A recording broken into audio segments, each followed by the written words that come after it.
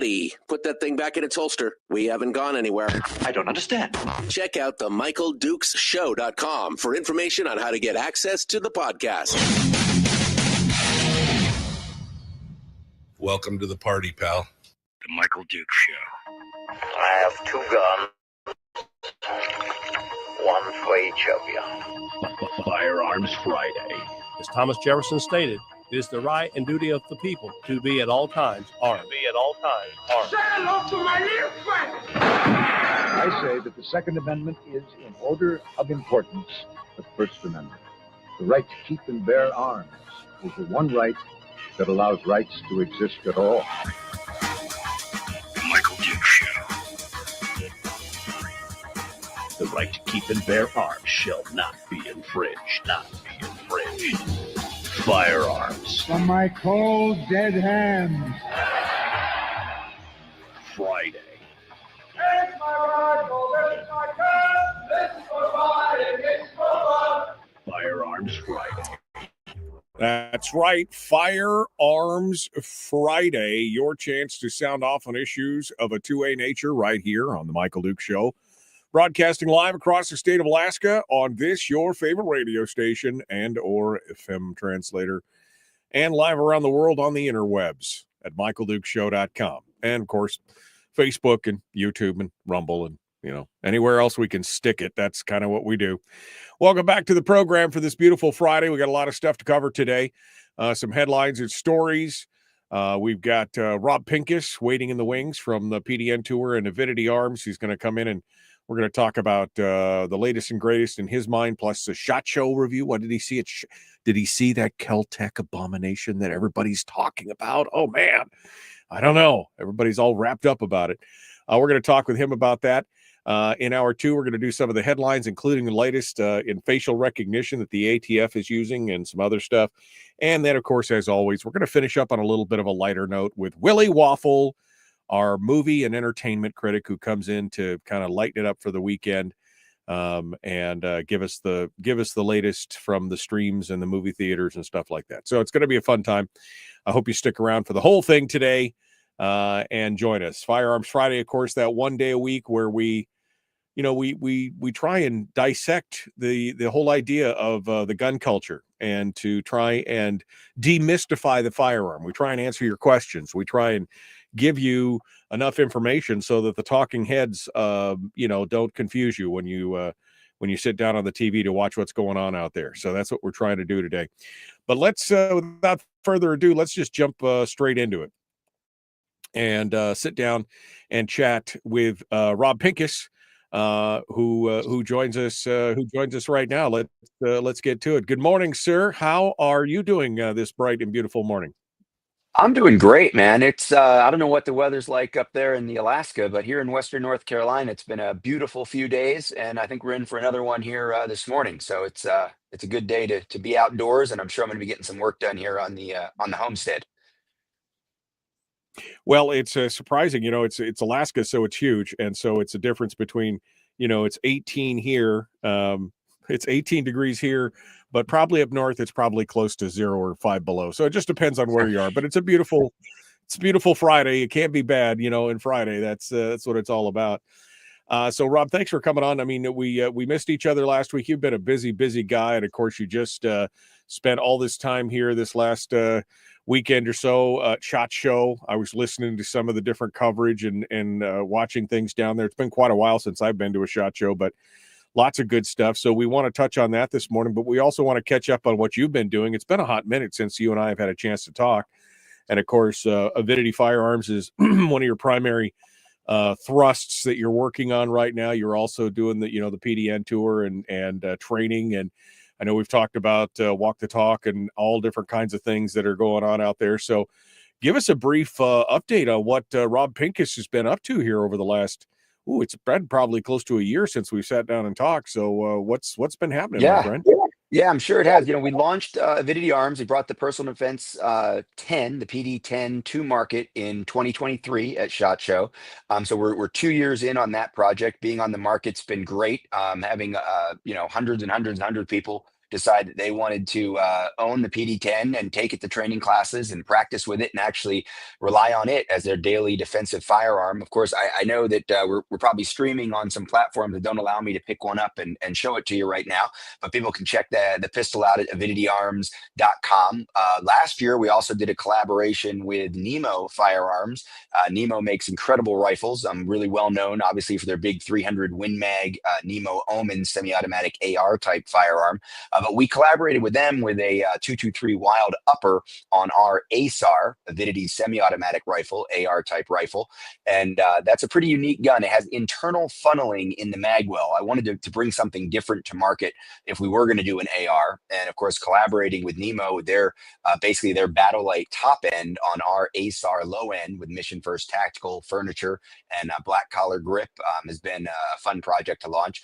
We also teamed up with Federal CCI Spear, that entire Vista ammunition conglomerate, including Remington and Blazer. We've also got 30 Super Carry version of the PD-10 now. So that's a 12+1 round gun in 30 Super Carry. So things have been going great with Avidity Arms. It has been slow in the industry, as you know, especially with handgun sales, but we've managed to continue forward progress, and we look forward to bringing some more things to market soon under the Avidity Arms brand. Meanwhile, in the background, IC Training Company Personal Defense Network training tour continues to march on. Last year, we were in 150 classes in about 55 locations. We have a dozen other instructors participating in the tour, and we are aligned with a lot of great companies as usual. And the 2025 lineup for the tour will be announced at personaldefensenetwork.com probably in about a month, right around the 1st of March. We'll announce the lineup for the tour, kick the tour off, and we'll have another great 6-month run all around the country. And we were in 3 different countries last year. I think that I'll personally be in Mexico. I'll be in Puerto Rico, maybe add one other country before the end of the tour. And we'll have some other instructors also outside of the U.S. getting some good training and education done. And as we have mentioned, I'm overdue for a trip back to Alaska. So if you have some listeners up there interested in hosting a course, it's been a while since I was up there, and I'd love to get back for sure. Yeah, no, that's something. It's on my list of things to do. I've been busy as well. I bought some radio stations and did some other things, so I've been tied up in putting all that together. But it's on my list of things to do is to get something squared away so we can have a Rob Pincus PDN tour stop here in Alaska and see if we can bring a lot of the listeners down to do something like that. It's been too long. I'm going to drive up this time though. Last time I drove up there I'm going to fly up this time. That drive across Canada is long and boring, it turns out, particularly when you come back across Saskatchewan down into Minnesota. So that was a fun experience, but this time I'm going to fly up and get to spend a little more time in actually hanging out in Alaska and less time driving across Canada. Yeah, no, that would be a good call, my friend. It's always easier to get through. Plus, you can bring your own personal firearms if you fly up, so you can put them on the plane and bring them up with you. Absolutely. What about? And I know you've done a lot of work on mental health issues, and you've been advocating with Michael Sedini and the Walk the Talk movement. And what I've actually heard, and I need to reach out to Michael. I actually heard some PSAs the other day. I can't remember where I was at, from Walk the Talk America, from some radio PSAs. And I'm like, I need to get some of those for the station because they're excellent. What's been going on with WTTA? Absolutely. WTTA continues to grow. We're going into our 7th year, believe it or not. I think our 7th anniversary will be in August of Walk the Talk America, public facing work. It really was initiated a few months before that, obviously, to get the nonprofit set up and all of that.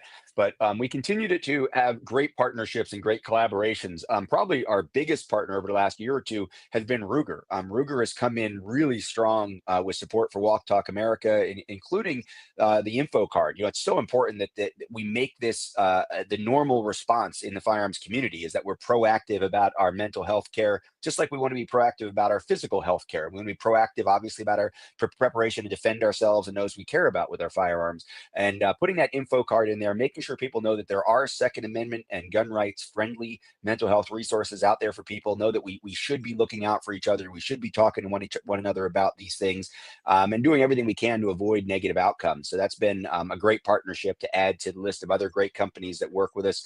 And we've been very busy on the conference scene, I would say, as well.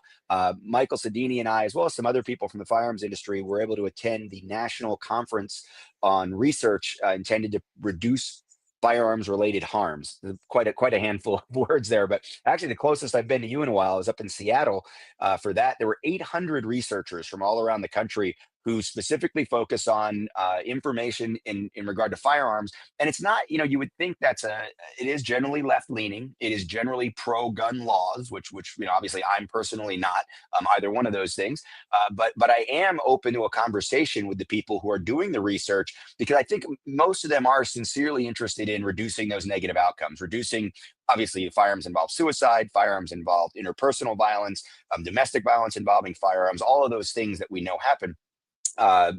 Very, very rarely, though. When we talk about the numbers, 400 million guns in private gun owning hands, over 100 million gun owners in the U.S., 80 million people can legally carry, thanks to the permitless carry laws. Over 80 million people now have the opportunity to carry concealed for defensive purposes in the public space, and yet there are so few negative outcomes. But as we say, like, one school shooting's too many, right? One firearms owner suicide is too many. So getting involved with them and making sure they're asking the right questions, they understand what responsible gun ownership looks like, or even in some cases that responsible gun ownership is even a thing. Possible, yeah. That guns aren't always bad, has been really important. So that was an important conference for us to get involved in as well.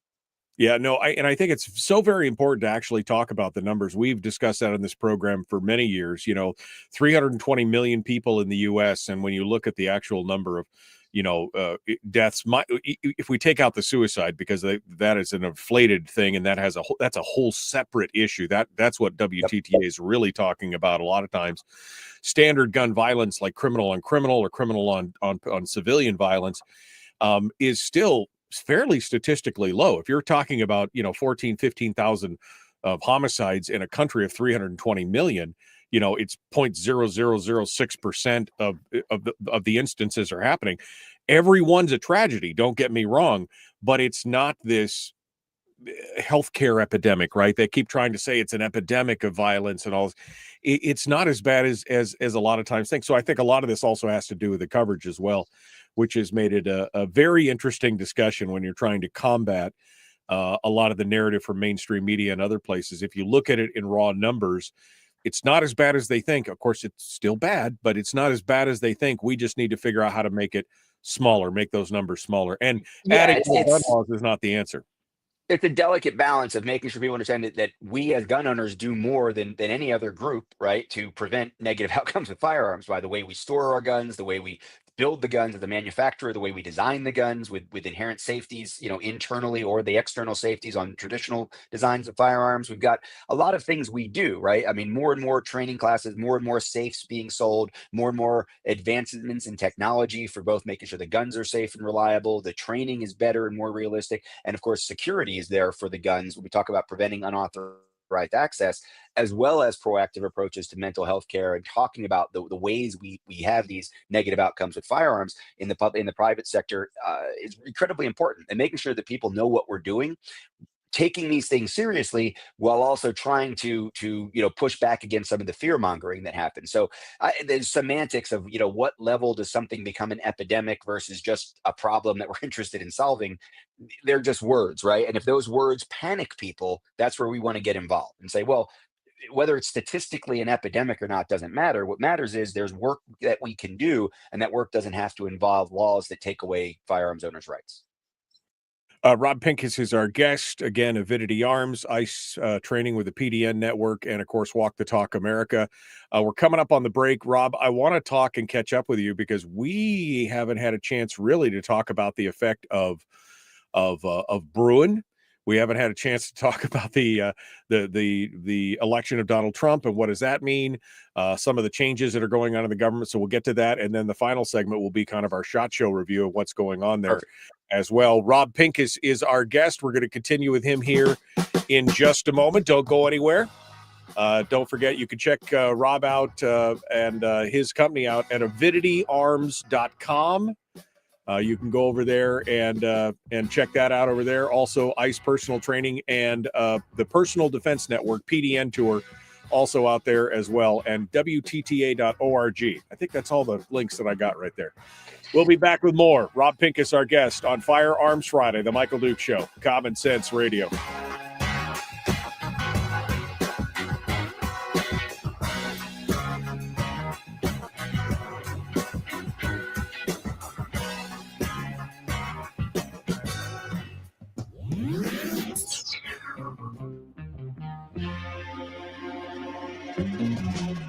Running on 100% pure beard power. Oh, also some coffee. We dip our beard in coffee. Nice beard. The Michael Duke Show.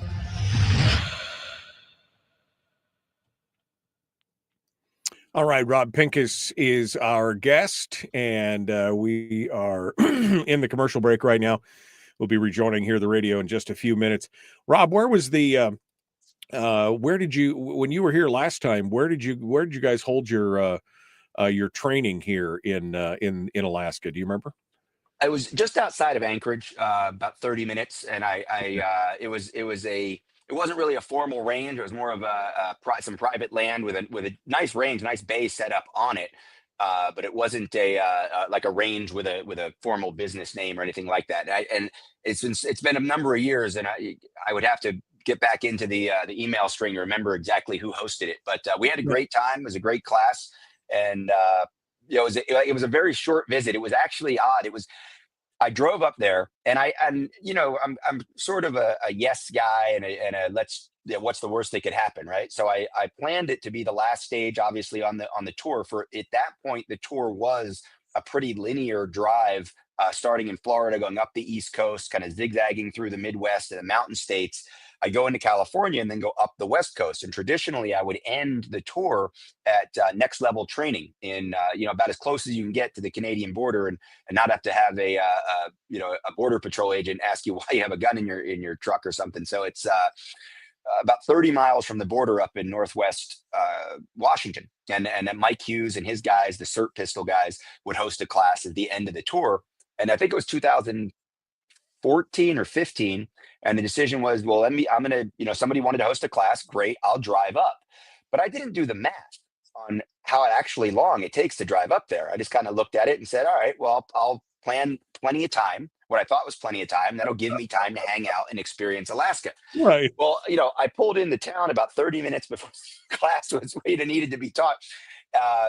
And I had built some time in. Actually, I take it back. I had built time in, I thought, so that I would have maybe like 5 or 6 days before the class. Well, as the time played out, I was only going to have like 2 days before the class. I also found out that you can't get there from here isn't just something they say in New England. Right. Because I thought, well, on my way up, I'll check out Juneau. Well, you can't check out Juneau on the way up unless you get on a ferry or a plane, it turns out, because of mountains and water and stuff. So that didn't happen. So I get up into Anchorage, and I had an opportunity, a very unique opportunity, to actually appear live on Fox and Friends to talk about responsible gun storage and quick access safes and things like that. It was in the wake of some tragedy, something had happened, and I was invited to do that. So I actually drove all the way up to Anchorage to park the truck and get on a plane and fly to New York City. I was in New York City for something like 18 hours. I did Fox and Friends. I flew all the way back to Anchorage. So I ate up all the time I would have had to explore Alaska before the classes. Then after the class, I still thought I had time, but my next training date was 7 days away, a week away in Ohio. Oh, wow. But when I did the math, driving from Anchorage to Ohio was 3,900 miles. Yeah. So I had to average over 600 miles a day, but I took 1 day. I went to Denali and went somewhere else and just kind of saw a little bit of Alaska. And then I had 6 days of driving across Saskatchewan and Ottawa. I mean, it was the most boring, ridiculous drive ever. And I pulled in to Middle Ohio. We were doing it was the Pauley-Palooza training conference where we raised funds for Paul's kids after he passed. And it was important that I got there, and I pulled in. I still had my rooftop tent. I was in the FJ Cruiser that was all set for overlanding and camping, and I had been looking forward to doing that around Alaska for a few days. But as it was, I really didn't get to experience much of the state. So I'm anxious to get back, and I'm going to fly, and I'm going to book plenty of time on the ground to explore this next trip. Yeah, no, that's at least a 4 solid day trip to get even to Montana, let alone to Ohio. I think it took me 3.5 days last time I drove through. So it's a big place, Rob. It's a big place. That's what we need to remember. All right, we're about to dive into Bruin, the Trump administration, Pam Bondi's nomination, some other things, all talking about politics before we finish up with SHOT Show.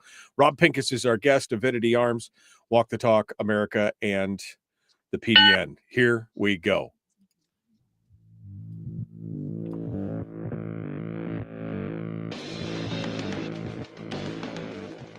What the hell's an assault weapon? If we could just figure out how to get all of the murder guns and the attack guns and not keep selling those to people and just sell protection guns, I think that would be great and solve a lot of problems. Does this mean that if we hurt your feelings, you'd consider the Michael Dukes Show assault radio? Okay, we can live with that. Here's Michael Dukes.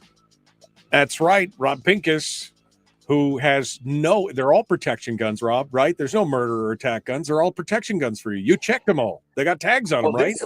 This one's a hunting gun, right? So, I mean, and I have some fun guns. I don't have any murder guns that I'm aware of. Yeah, I'm just saying, I always check the tag before I buy. Is this a murder or an attack gun? No, protection, hunting, fun. Okay, I see. I got it right there. It's all good. Rob Pincus from the Personal Defense Network and Avidity Arms and Walk the Talk America. He wears lots of hats. He and I haven't caught up in quite a while, so I want to talk about the biggest thing that's happened in the gun community in probably the last 50 years. It all started with Heller, and then it moved on to McDonald, and now the third leg of the stool is Bruin, and possibly Snopes might be the fourth leg of the stool if it comes in. But we've had these concurrent court decisions that have, again, reinforced our rights, and it's gone a long way. And I think Bruin has probably done more for gun rights and the firearms community than anything that's happened, well, since US v. Miller in 1934. I mean, it's going the other way. It's protecting us. Right. And so what are your thoughts on the Bruin decision and all the nonsense that's happened since then? Give us your thoughts on that precedent, and what do you think it means for the Second Amendment and the gun culture? So, yeah, I think that the trail that you plotted out there from the Heller case to the McDonald case to the Bruin case is really important for people to understand. And we don't have to get into the details of it, but they're all worth researching. What Bruin did was really solidify one of the things that we used to say all the time in this fight is once you lose a right, you'll never regain it. And that was always like the rallying call to go out and stop legislation and call your legislators and make sure your congressmen know that they can't pass this law, because if the law gets passed, we'll never get rid of it. And of course, that's hyperbole, and we've seen that. We've seen the regaining of lost rights, especially when it comes to carry rights, most explicitly over many, many, many years now and decades. We've seen that movement. We know that the 94 federal assault weapons ban, sunset in 2004, and we regained those lost rights. So it's important to recognize that we have the momentum, we have the energy. You see it in the way the gun control orgs have changed their verbiage and changed their approach. Some of them now are very involved in completely other issues separate from firearms, because they realize that firearms is a lost cause. The kinds of things they were pushing for decades, magazine capacity bans, assault weapon bans, all these things. There's still a few states at play. Colorado, where I recently, left, picked up after almost 20 years of having a foot in Colorado. I've relocated that part of my life and business now to Western North Carolina. But Colorado is facing a potential assault weapons ban. But at the federal level, Bruin has made it almost impossible for anything like that to get even any legs or momentum under it. And I think that it will undo all of these things that are happening at the state level too. And as you said, Snopes may play a major role in that. We also have the Vanderstock case, which is going to deal with private gun making, which is going to be heard, and we'll get a resolution on that. I think this has been heard, and I think we'll get a resolution on that in Q2. So we're looking forward to continued wins in the gun world, and people can go to Second Amendment another one of my hats, 2AO.org, to learn more about these laws and how these court cases affect them and what changes there are and what's wrong with things like the NFA and why we want things like the Hearing Protection Act to pass and things like that. But what I think is most significant for me out of Bruin is I've been teaching more classes in New Jersey. Now, I've always taught classes in New Jersey, but they've always been geared towards home defense because you couldn't get concealed carry permits there until the Bruin decision. Now, in fact, I just announced at the Avidity Arms social media about an hour before we went on the show here that we have another stocking dealer carrying personal defense guns. PD-10s from Avidity Arms are being stocked and sold, and people can go to the range and try them out. They can buy the gun, buy the holster, get the concealed carry permit in New Jersey. And for decades, I was told by residents, gun owners in New Jersey, that it's not even worth applying for. We're never going to have carry rights in Jersey. Hawaii. Hawaii was one of only 2 states that I had never taught in until a couple years ago. After the Bruin decision, gun owners in Hawaii, there've always been gun owners. There's been a lot of hunting in Hawaii. There's been trap and skeet type shooting, recreational, traditional, let's say, the old school traditional firearms owners were in Hawaii, but there wasn't a lot of ranges. There weren't a lot of ranges. There wasn't a lot of training going on, and there were virtually no concealed carry permits issued in the state of Hawaii until the Bruin decision. So I'll be heading there in 5-6 days. I'm flying out to Hawaii for another round of classes on the Big Island just outside of Kona. We started being able to do those classes only because gun owners were able to get permits, and now gun ownership and personal defense training, home defense training is being normalized in Hawaii. So some really significant changes. And the same thing happened under the McDonald case we saw in Illinois. We saw some other states open up, but it took Bruin, and the clause that matters is this historical precedence, right? This idea that historically, the dates vary depending on who you want to talk to when you start the historic era.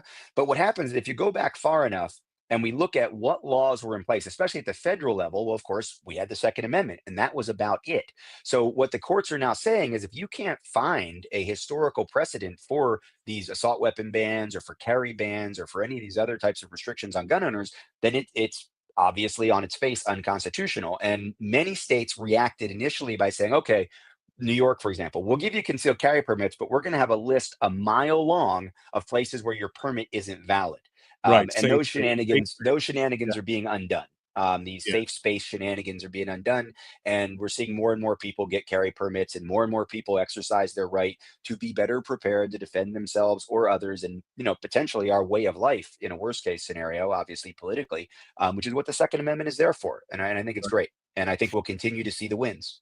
No, and again, the spinning from both these gun control friendly states where they're trying to throw everything that they can at it and being overturned time and time again, and just the frustration from many of the some of the reading some of the historical analogies that some of these government attorneys are trying to put up there and match up against and saying, well, this means this. The judges are not having anything to do with it. There's a few judges that have fought back. Again, we got the thing in Colorado. We had the safe space thing in Hawaii and a few other things where they basically given the finger to the Supreme Court. But for the most part, the judges are following that rule, and the government's been losing in case after case after case. I think we'll look back at Bruin and say that was really the tipping point. Heller McDonald built the foundation. Bruin was the tipping point to where we really started it, but the fight's not over. I likened this last week to a battlefield. We've taken ground and we've set up not a sandbag emplacement, but we've set up a bunker. Bruin creates this bunker, which we can now range further forward in this battle and have a safe space to come back to, maybe with Snopes, maybe with Vanderhawk. I mean, there are other things that we can do, but we cannot grow weary in well doing.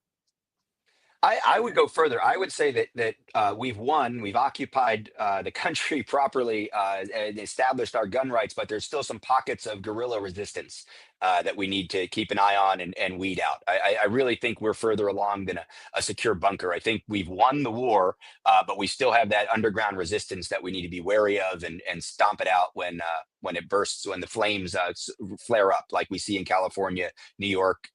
You mentioned Hawaii, obviously, but again, huge wins in Hawaii. Fight's not over. huge wins in New York. Fight's not over. California, haven't seen a lot of huge wins in California, but the fight is definitely moving in the right direction. For example, a lot of firearms companies now, there is the roster. There is still a roster list in California, but they removed the most onerous,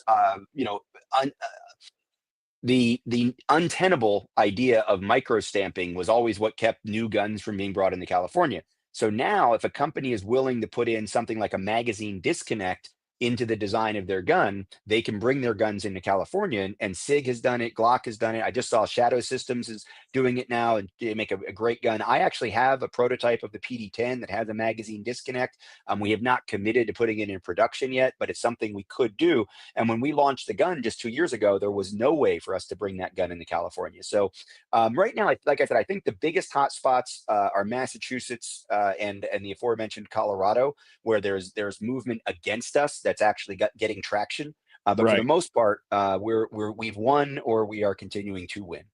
Yeah, and I think that's great. Now, the election of Donald Trump in the scheme of all those things, I think sent a pretty clear signal to many leaders and politicians and talking heads that there's a sea change here. Now, a lot of them haven't been able to read the room to figure out what's going on. I don't think there's a lot of self-analysis going on. And I've had my concerns about the president, his commentary after Parkland about taking the guns and excuse me, worrying about due process later was a big one. His pushing of the bump stock ban was another. So I've had some concerns, but so far he's had a whirlwind tour, and I'm pretty cautiously optimistic about what could happen, with the exception of nominating Pam Bondi as his attorney general because of her track record in Florida. But what's your take, and how do you see the next 4 years playing out under Trump? Did you have some of the same concerns, or are you mollified by that? Where are you at?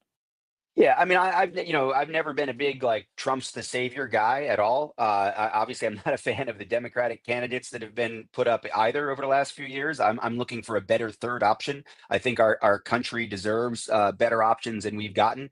I don't think Trump is a pro-gun guy. I mean, he lived in the most gun restrictive city in the U.S., New York City, his whole adult life. He never put a dime into gun rights issues. He never talked about gun rights issues. Once he started running for president, of course, then he shows up at the NRA and says, you don't have to worry about anything. You talked about the bump stocks. You talked about the take the guns and we'll figure out due process later comments. Pam Bondi is no, huge friend to gun owners. So do I think we're going to be under attack from this administration? Absolutely not. Would we have been under attack under a Harris administration? Obviously we would have. So in that case, it's good. But we again, to your point earlier, the fight is still going on. We need to keep the pressure on. Trump has made a lot of promises to gun owners from the stage and behind a microphone that he's never fulfilled. He's never delivered on. And I don't think even this early work that he's doing, I mean, we can be glad about the immigration issues being solved. I think there's a lot of question marks about a blanket 1,600 person pardon for the January 6th rioters. I'm not in favor of that. I don't think that was done well. I think what we're seeing is a sledgehammer instead of a scalpel. I really am excited about some of the work that Musk and his team are doing to deregulate and to fix the rampant government spending and rein that in and pull back some of the red tape that people have to fight through. I mean, I'm a libertarian. Thing like I just posted about this yesterday or day before. What's wrong with if you want to start a business, just start a business? Why do you have to go ask permission? Why do you have to get 1 million permits? Why do you want to build a house? Build a house. And be smart about it. Be responsible about what you do. And if you're not, then there's going to be negative outcomes. But you shouldn't have to jump through a bunch of hoops and get a bunch of permissions and pay a bunch of fees just to get started in an endeavor in a free country. And I love hearing that. So I think that I'm excited about the disruption of the status quo. I'm excited about the potential for our country for the future. More freedom, less regulation, less rampant government spending. All of that stuff I'm in favor of.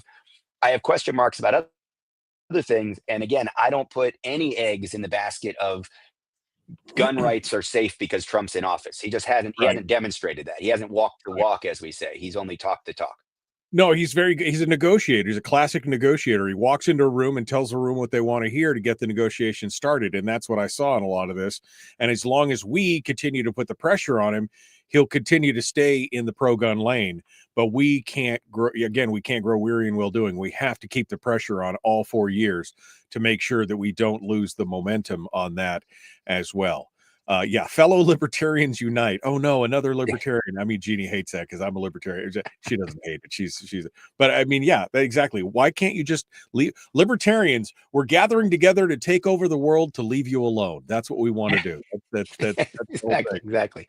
Can we all agree to not bother each other? That'd be great. Exactly. Please, I just don't want to be bothered. Rob Pincus is our guest. We're up against the break. One final break, and then when we come back, we're going to get a review of SHOT Show. What's happening with SHOT Show? There was. I mean, we heard all kinds of stories. We all saw all kinds of videos. People were losing their minds over some things.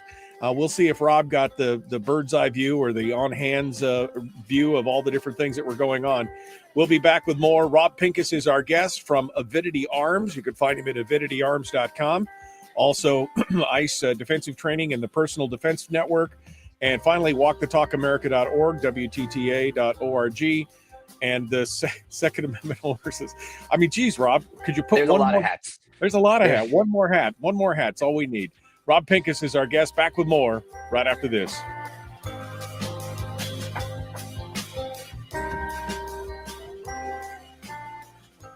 We're broadcasting live through a series. Yeah, we haven't even talked about the Gunmakers match. I mean, Gunmakers match, we're in our 5th year now.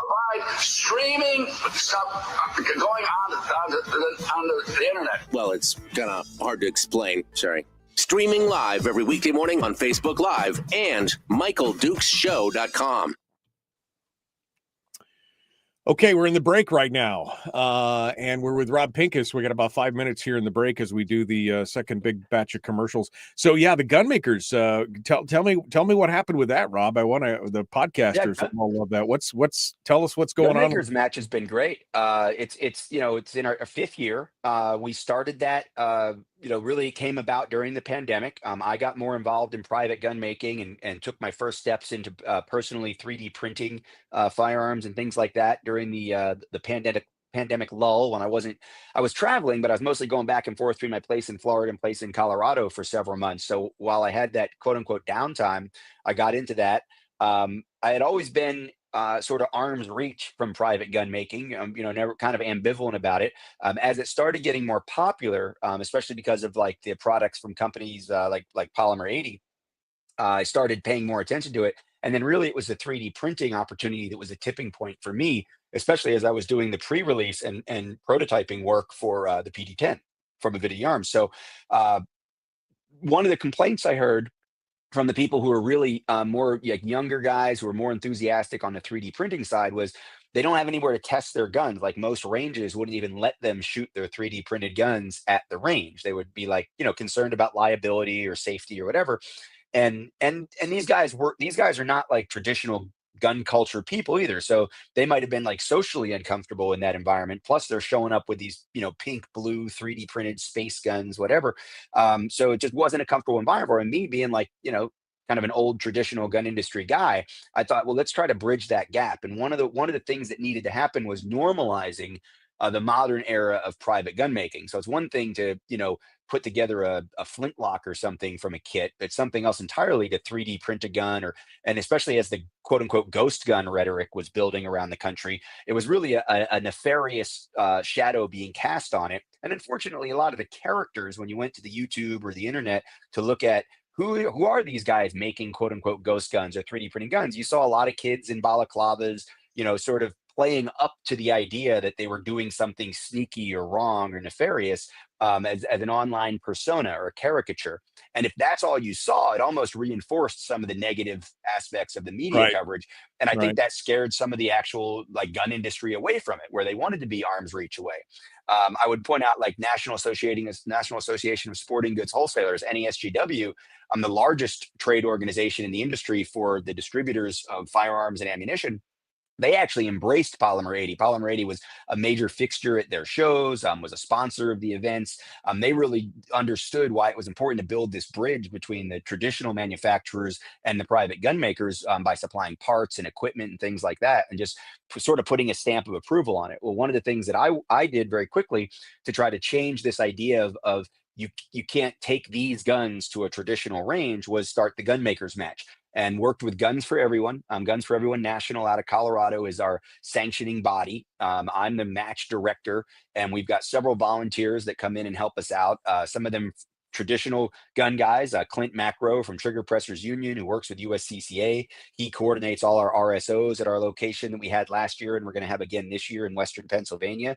Guy who goes by the name of Mr. Snow, John. He's an incredible designer and engineer, and a very prolific private gun maker. He helps coordinate a lot of the sponsors and a lot of the people that are in the private gun making space. Edgar Antillon of Guns for Everyone and myself. We also have another guy who goes by the name Kron online, Xander. He's another very active gun maker who has now taken his private guns, and he competes in IPSC style competitions, USPSA type action shooting competitions all over Florida using his privately made guns. And I really think a lot of the ranges that now allow privately made guns there very openly welcome clubs that have started up. We've run under the Gunmakers Match banner. We run educational days and regional events where people come in and build a gun on Saturday, and then they compete in a private gun making match on Sunday. And in one case, in a couple cases, we've had people build their first guns and then compete with them right away, their first personally built guns. In one case in particular, we had a mom and daughter team come to a gun building event and the match the next day. And the daughter, it was the first gun she built, obviously. It was the first gun she shot, and then she competed right away. So the private gun making is a great hobby. I don't really know very many people at all who don't actively also purchase traditionally made guns. They fill out their 4473s, they buy the guns with the background check, but they also love to make guns. So it's been fun to support that hobby, be more involved in it, and help gun making be more normalized in the contemporary gun world. Right. It really gives you an opportunity to show your character, your personality in making your own guns. It's a fantastic hobby. And like you said, you can make them look as spacey and racy as you want, as long as they're functional. And there's some crazy stuff out there. I've been kind of watching that space for the last 5 years, and it's a pretty amazing setup for sure. All right. That means we're about to rejoin the radio again. So we're going to continue here. Where do they find out about the Makers events, Rob? Gunmakersmatch.com. Gunmakersmatch.com. All right. We'll see what folks can do about that. All right. 15 seconds now. Please like and share, like and follow. If you haven't shared the show, you can do it from wherever you're at, Facebook, YouTube, Rumble, where you can't do it on the audio only stream. Sorry. But everywhere else you can share it, and we'll get some more folks involved. Here we go. The Michael Duke Show.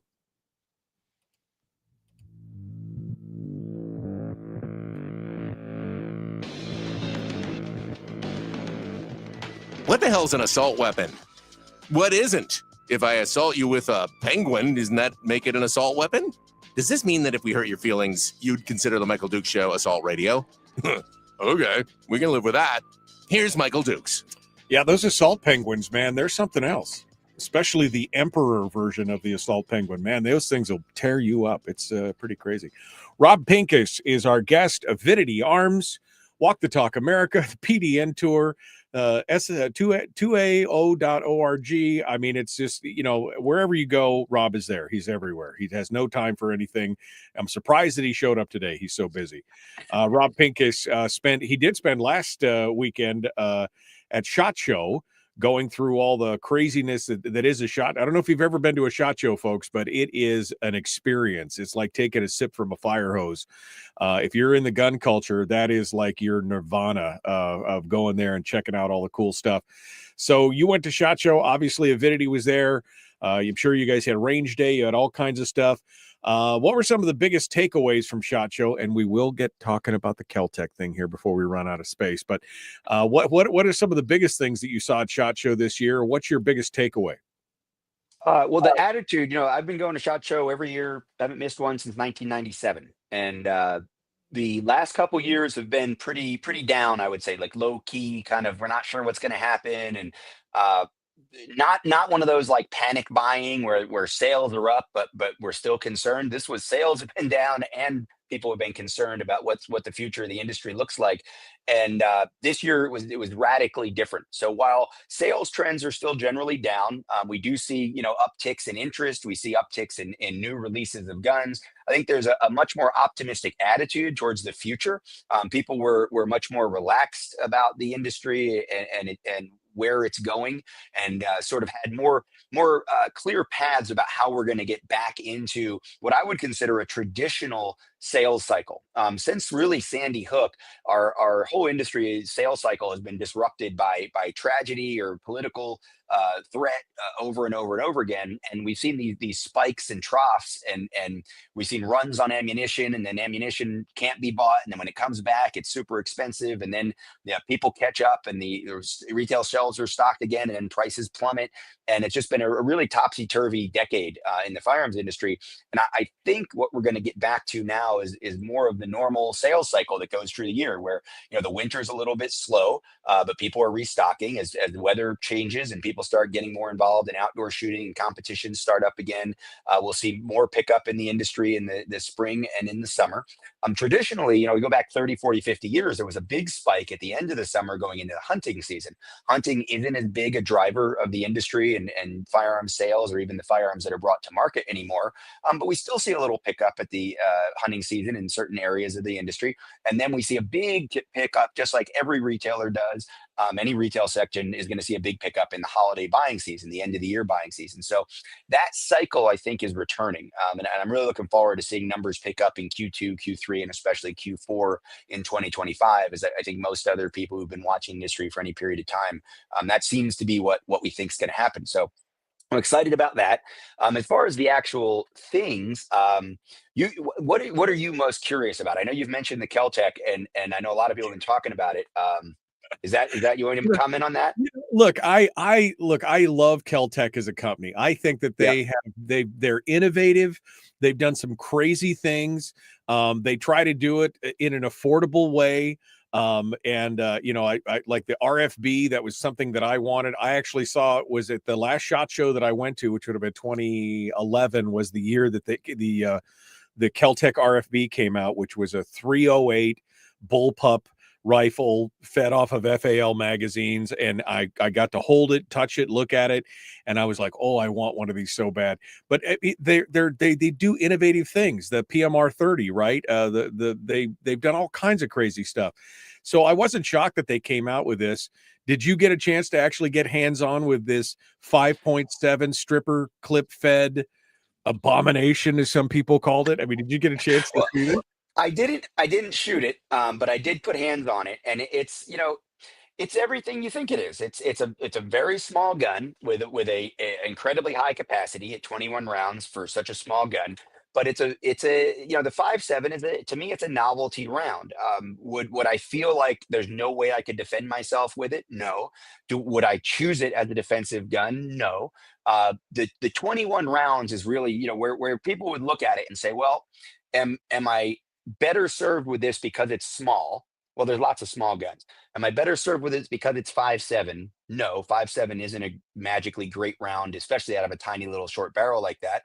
So what's the niche advantage this gun has? And really, it's the capacity. But if I don't know what your situation you're picturing, where you might benefit from having 21 rounds instead of 8 or 9 or 12 in a small gun. It's probably not an extreme close quarters wrestling match where you need 21 rounds. So now thinking about having this subcompact tiny gun with tiny sights and a meh trigger with a meh round in any kind of extended distance, multiple attacker kind of public spree shooting, Al-Qaeda attack, whatever it is you're thinking is happening at the local mall or the park, that's not the gun you need 21 rounds in. That's so it's a very niche novelty gun. I'm sure they're going to sell a bunch of them just because of the novelty aspect of it. From a practical defensive standpoint, in addition to everything else I've just said, you also have to remember that, yes, you take away the magazine potential failure point, but what you don't have is an ability to clear a malfunction in any efficient way. There's not a trap door to dump the rounds out the bottom. If you were to have a malfunction with that gun, you'd have not even a good striking or device, or not even a heavy rock to throw at anybody. So again, I think it's a novelty. It's a neat novelty, and that's what Keltec does really well. Every once in a while, they come out with something super practical. For the most part, it's a really cool company that makes cool stuff that just is neat to have in your collection. Yeah. Well, I mean, again, the PMR 30 was that 22 Magnum, 30 rounds of 22 Magnum in a single pistol, and so there's always some kind of little thing. The KSG, which was the first really cool double feed bullpup shotgun, that inspired some other people to go that route and make shorter. I mean, they do some cool stuff. There's definitely, hey, I guess you can use it in California, I guess, because it doesn't have a magazine. I mean, I don't know what the laws are in California, but it would seem like if you don't have a magazine in your stripper clip fed, I guess you've got some options there. But yeah, I don't think anybody's taking that seriously as a personal defensive weapon. I mean, 5.7 can be a good round, but you need some barrel length to be able to utilize the pressure, because it's a miniature rifle size round essentially. I have a gel demo video coming out at personaldefensenetwork.com. It'll probably come out towards the end of this month or in March, where we look at what the 5.7 actually does, compare it to 9mm, and just kind of ironically, we compare it to the 7.5, because I did a lot of work with FK Bruneau in the development of their polymer PSD pistol that shoots the 7.5 FK round. And when I first started working with FK Bruneau over in Europe, I had people confused. I said I was working on a 7.5 project, and he said, "Oh, a 5.7, the P90 round." And it's just ironically, we put them both on camera and we say, here's the dramatic difference in what they actually are and the power that they put on target. So we did that. So those videos will drop soon, and people, I did that before I knew Keltec was going to make another splash in the 5.7 world with that. And we also then did a video comparing the 30 Super Carry to the 5.7, because to me, I'm incredulous. I cannot believe the 5.7 gets as much attention as it does in our community over the last few years, when it was really dead on the shelves for 2 decades. And the 30 Super Carry, which is really an awesome round with great ballistics and great terminal performance to compete with 9mm kind of at every level, with a higher capacity in a 9mm size gun. 30 Super Carry really deserves a lot more respect and attention than it gets. And I believe when we see this upturn in the industry and sales, I think we'll see many of the major gun manufacturers put a 30 Super Carry option in their lineup. Certainly by the end of the decade, we're going to see a lot more love for that round. It's a great round that Federal's put together there. Well, I've been seeing a lot of buzz about the 30 Super Carry. I've been seeing a lot of buzz in the market, and again, I'll be interested to see what the ballistics look like. But all I've heard is good things so far. So you're right. I agree with that. All right, 90 seconds, Rob. What else are you working on, and where can folks find out more about you? Personaldefensenetwork.com is really the place to go. You'll see what I'm doing, what the other instructors are doing, a lot of free information. Of course, you can become a premium member, get behind our paywall. We do special live events, interactive events for our gold level members. Personaldefensenetwork.com, ICEtraining.us. and avidityarms.com. We've shipped a couple of guns up to Alaska, but hey, Alaskans, we don't have a stocking dealer up there yet. That's okay, because we can ship to any FFL. If you're interested in getting a PD-10 or one of our ASAR rifles up to Alaska, let us know. Hit avidityarms.com. Reach out. All right, check it out. Rob Pincus, Avidity Arms, Personal Defense Network, Walk the Talk America, 2AO.org. He got lots of hats, and of course the Gunmaker match, which we talked about during the break. So Rob, thanks for coming on board and joining us. And as always, it's good to catch up with you, my friend. We have to do this more often. Yes, sir. Thank you. All right, good work. Hold the line for just 1 second, Rob. All right, folks, we're up against the clock. Hour 2 is dead ahead. If you got to go, be kind, love one another, live well. Hour 2 up next. I just wanted to give you a final bite at the apple, Rob, in case there's anything else we missed. I mean, was there anything else new that came out of SHOT Show that wasn't a Keltec thing that you were like, wow, that's some cool stuff?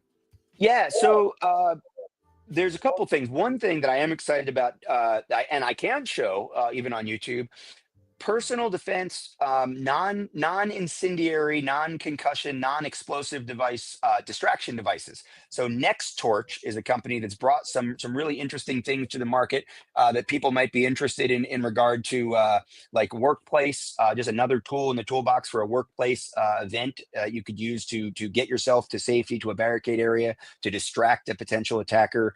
Same thing with home defense. So that's kind of interesting. We're gonna have some information coming out at Personal Defense Network about their line of non-incendiary LED strobe and very high decibel sound distraction devices.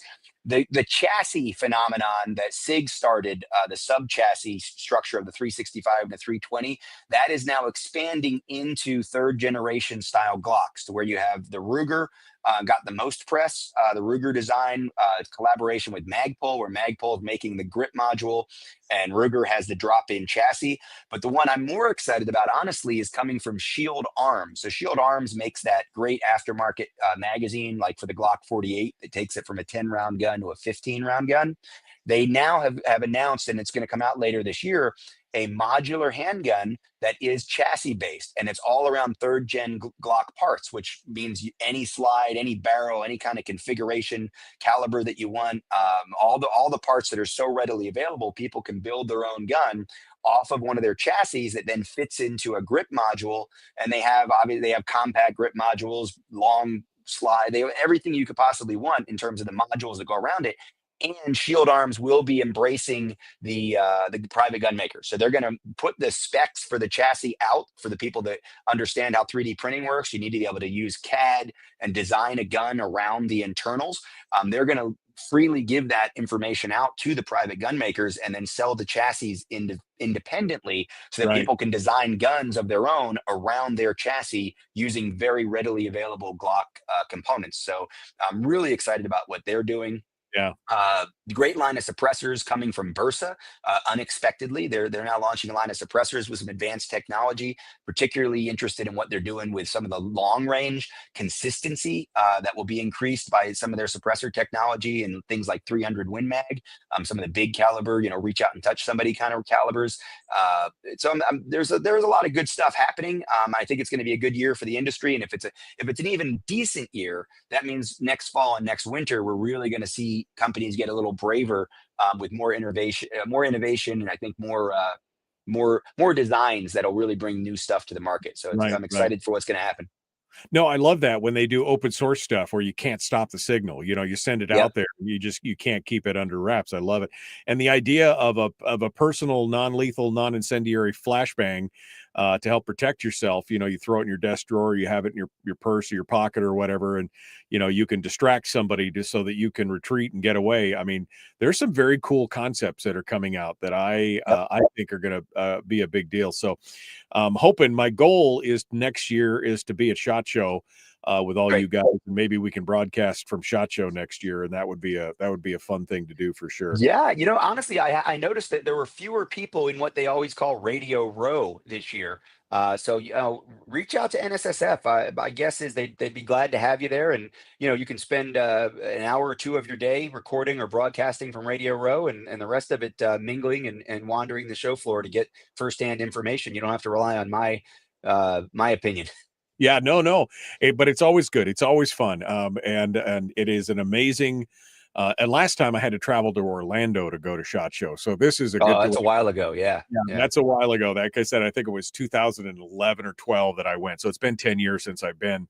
But yeah, now going to Vegas makes it a little bit easier for us to be able to do that. But Rob, as always, my friend, it's great to hear from you. Thank you so much. We'll catch up here in maybe a month or so and see where you're at. And just keep us in the loop. If you got anything cool, make sure you drop me a link and I'll talk about it on the show, and we'll I will get things squared away. Sure. And find me a range up there. I'd like to come visit. We got a few hanging around here somewhere. I'll see what I can do. All right, Rob Pincus. Thanks, man. Thank you, my friend. Avidity Arms, Personal Defense Network, and so much more. Good stuff. Been a while since we talked. So good to talk with him, and we'll get back with him here in the near future. Okay. All right, man. I've been going over here. What's this? The advantage to the Kel-Tec is that you can repair any and all damage to the pistol with a tube of JB Weldon plumbing parts. It's not that bad. I mean, come on, guy, just come on. Let me show you real quick here. I don't have a lot of time here, but let me, where is it? It's right here. Let me show you what we're talking about here. What do I have to do? Transform, fit to screen. Okay. Let me show you what we're talking about here. This is the Kel-Tec this is the new Kel-Tec 5.7 that is, that's magazine fed, or that's stripper clip fed. So, I mean, it doesn't look too bad. I mean, come on. But I mean, this is what Kel-Tec is known for, right? I mean, this is what Kel-Tec is known for. They're known for, finding some weird niche and filling that weird niche. That's what it's all about. So I don't think it's as bad. I think Rob is, or I think Anthony's got some hyperbole going on there. Chris Chang and Duke's live from SHOT Show. Yeah, I'd love it. I would love it. Does the Byrna non-lethal work? From what I understand, yes, it works. I mean, it's supposed to guaranteed to incapacitate somebody for like 40 minutes. It's kind of crazy. All right. Well, I mean, someone has to recycle all that beach plastic. Strippers and guns. How can that be bad? Well, you forgot the clip part in there. Stripper clip part and guns. That's never bad. All right, we got to go. Let's go hour 2 right now. The Michael Duke Show.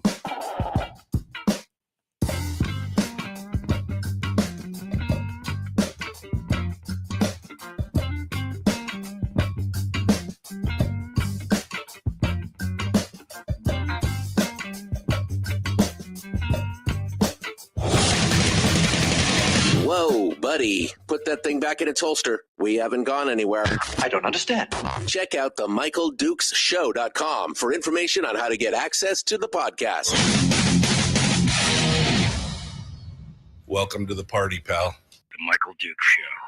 I have 2 guns, one for each of you.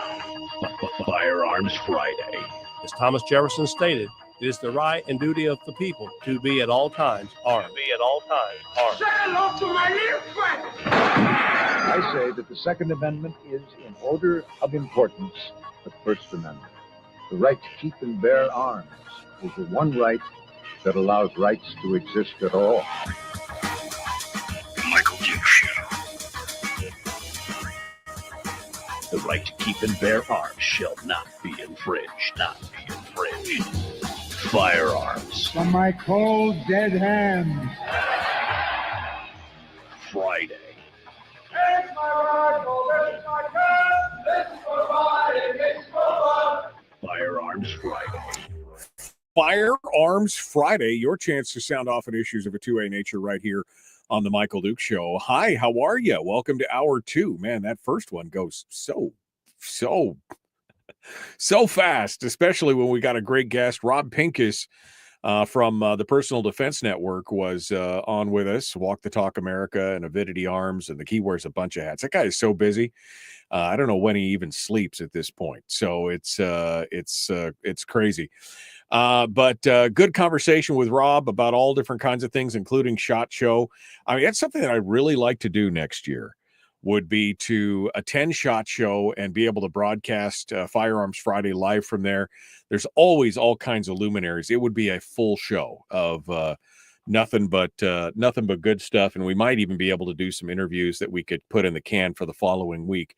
It would be a great opportunity to go down there and enjoy that and really have a good time. So we'll see. It's on my bucket list to go down there. I've never broadcast from SHOT Show. I've gone to SHOT Show a couple times, but I've never broadcast from there. And so it might be a fun time. So we'll let you know. I'm fingers crossed. We'll see how the year goes, right?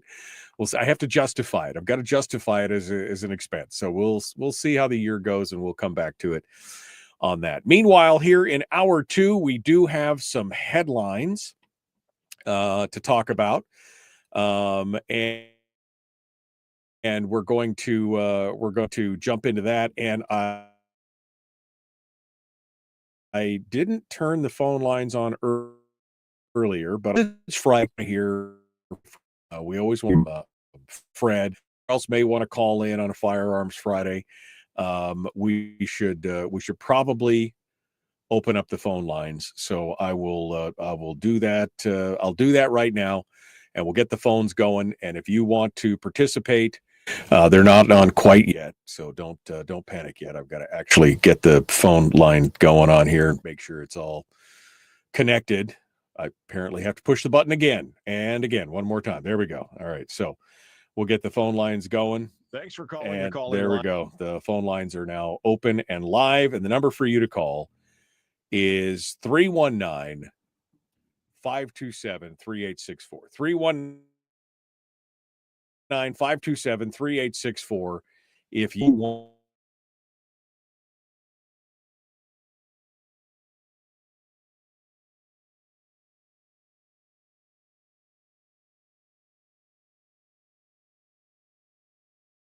want to call in by going someplace and asking questions or whatever, we'll try and answer those questions for you. And if I don't have the answer, which sometimes I don't, I'm sure that there's somebody listening somewhere that has the answer to that question, because I do have the smartest listeners in the world. And we got a bunch of armchair warriors in the chat room who I'm sure could also answer a lot of those questions as well. Armchair geniuses in the chat room as well. So 319-527-3864. At the end of the show today, we're going to pick it up with Willie Waffle for our movie reviews. That's going to happen in about 35 minutes or so. So we got a little bit of time here to talk about some of the stories that are going on around the country. And it's going to be interesting.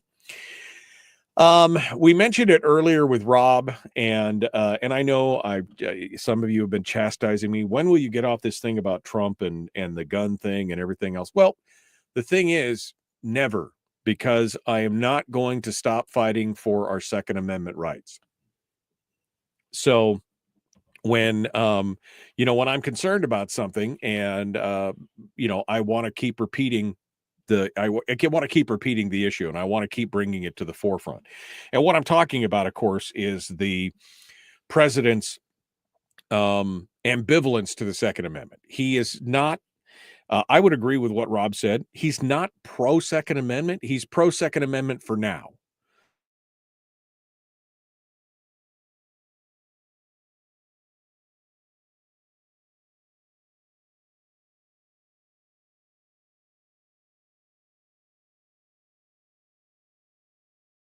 Because that's what his grassroots, how he's lived his life as a developer and a negotiator. That's what he does. I mean, he always starts off, whenever he goes in to do something, he always starts off at that position of 100, even though if he only wants to be 50, he always starts off here just to, to be able to make it. And so, we are right to be concerned. We are in the right to be concerned and to be paying attention to, and keeping an eye on what the president's doing. We've got to keep the pressure on him, is what I'm saying. Pam Bondi, as his pick for U.S. Attorney General, did raise some questions and raise some eyebrows. And I could see why.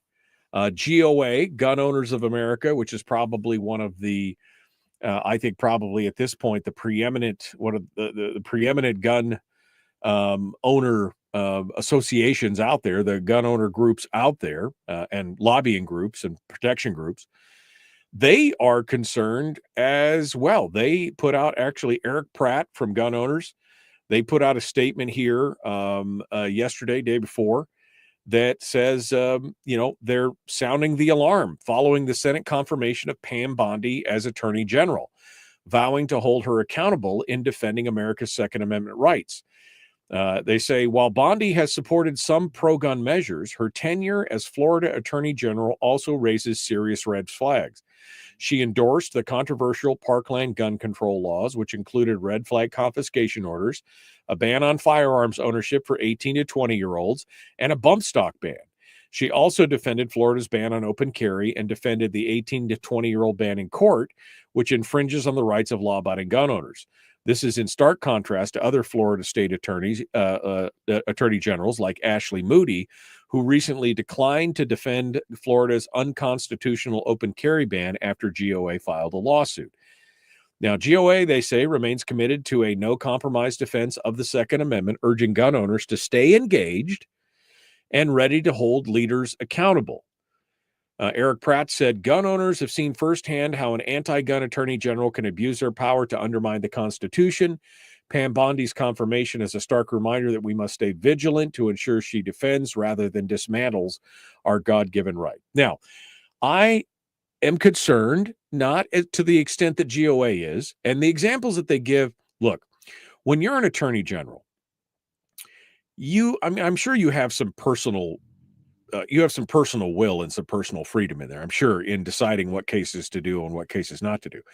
But ultimately, you work for the governor, right? You work for the government, and you have to uphold the law as it is written, even if it's not a law that you necessarily agree with.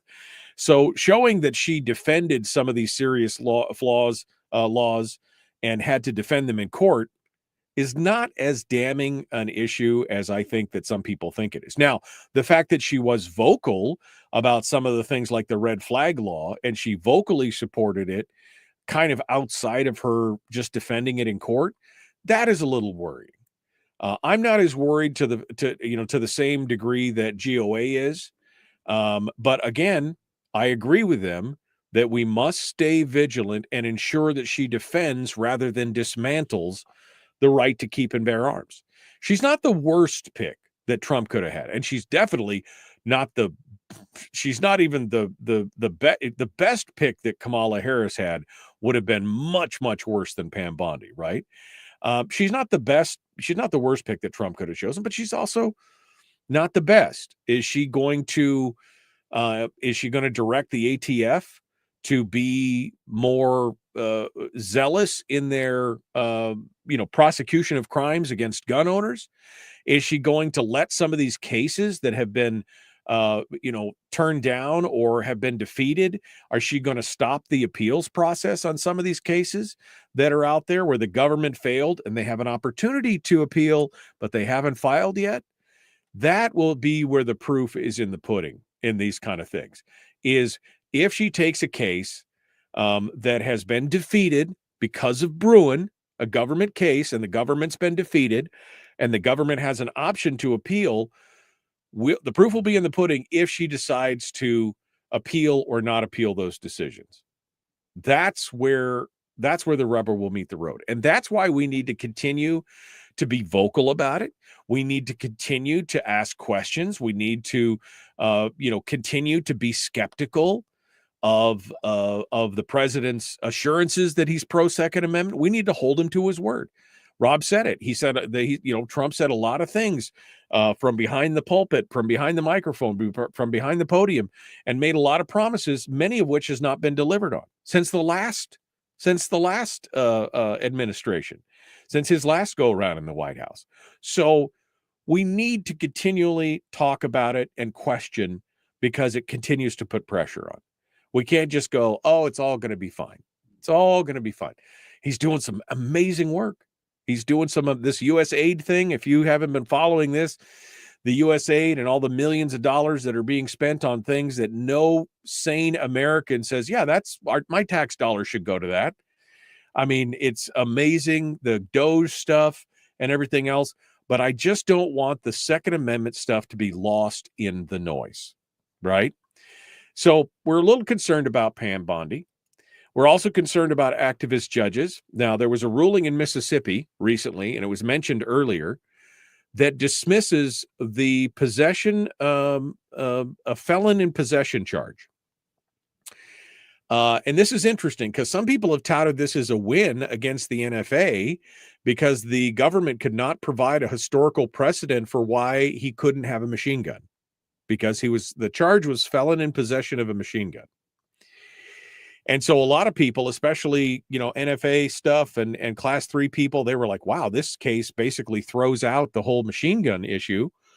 And maybe it's a new deal. But at the same time, this judge was very snarky. And this is the second time this judge has been snarky about Bruin. He doesn't agree with Bruin, although he ruled with it as precedent, which I will give him a hat tip for. Thank you, sir. Even though he disagrees with it. Unlike some other judges who have just basically given the finger to the Supreme Court in Bruin and said, we're going to do it our way. A federal judge in Mississippi garnered headlines 2 years ago for complaining from the bench about the Supreme Court's decision in Bruin. He's at it again.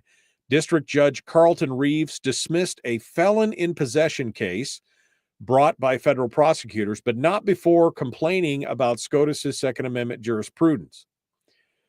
Quote, an overwhelming majority of historians reject the Supreme Court's most fundamental Second Amendment holding, its 2008 conclusion that the amendment protects an individual right to bear arms, which was Heller, rather than a collective militia-based right. That's what Reeves claimed at the time back in 2023. He makes similar assertions this week in this new case, where he threw out charges against Justin Brown, again, a felon in possession of a machine gun. Although they say that he was not convicted of a felony. So it's reporting on it's a little confusing. Maybe the felon in possession was the 23 case. Anyway, Justin Bryce Brown was U.S. v. Justin Bryce Brown. The judge goes on to say, because he has never been convicted of a felony, Brown argues that the Second Amendment protects him from criminal prosecution under the statute. He is, in other words, bringing an as-applied challenge to his prosecution. This is the judge's words, by the way. Mr. Brown's argument was once foreclosed by decades of precedent, not anymore. In 2022, the Supreme Court established a new historical paradigm for analyzing Second Amendment claims. Every appellate court's prior precedent was rendered obsolete, for which I applaud. Yes, exactly. Under the new standard, the government must prove that its desired firearm restriction, which here means the statute criminalizing simple machine gun possession, is consistent with the nation's historical tradition of firearms regulation. The age-old problem of judging is how to honor an individual's constitutional right and respect the will of a democratically elected majority. We look to the history to try and find a satisfying answer. But this court has its doubts that the historical approach wielded in these recent 2A cases is the right one. He goes back to talk a little bit more about it and basically saying that they could not find a historical analogy or an analogous law in history and tradition to figure out whether or not this was actually illegal. And in the long run, he has now dismissed the case, even if it was under protest. Now, again, this goes back to Bondi. Will Bondi direct prosecutors to appeal this decision, or will they simply take the loss? So this will be another, in the end, this will be another Pam Bondi test. We'll see what happens with that. All right, 319-527-3864 if you want to call in. It's Firearms Friday, and we'll continue to talk with you. We got more coming up, and Willie Waffle back with more right after this.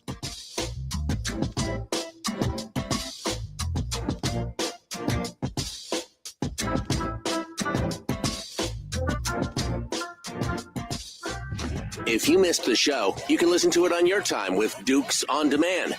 Oh, and it's free. Like America used to be.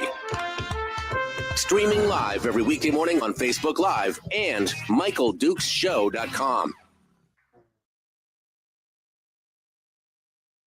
Okay, we're in the break. Hey, look at that. Fred just popped in on the phone line. So Fred's on the line. We'll take Fred's call as soon as we get over to the as soon as we get through the break. Welcome, Fred. Thanks for coming on board and joining us. Let me go up here and see what else is happening. I'm going through the comments here in the back. Better get some Byrnas. After Frank asked if the Byrnas did work, were they non-lethal? And he said, better get some Byrnas in the hands of APD. Just saying. I mean, yeah, they had another shooting this week. There was another death. The police shot somebody else to death. I'm not criticizing. I'm just saying it's happening with shocking regularity. I don't know exactly what's happening. Yeah, Jeannie says APD's problem is that they're going to get into trouble if they don't get more tools to deal with people besides shooting them. Yeah, exactly. No, I think that. I'm going through here. Day drinking? No, that was my V8 cocktail that I had. Well, it's not a cocktail. It was my spicy tomato juice thing to try and wake me up a little bit this morning and clear my throat out. There was a little bit left in the bottom, and I was tasting for it. Are you also concerned about his SCOTUS appointments? No, I mean, I'm happy with this guy. Like I said, he's done a lot of things good, but I think we have to continue to, this is not an either or thing, Frank. There are shades to this. That's one of the things I hate is people are like, they're all for him or you're all against him. No, I'm for him, but I'm got some concerns about certain aspects of it, and we should continue to question those and put pressure on those, right?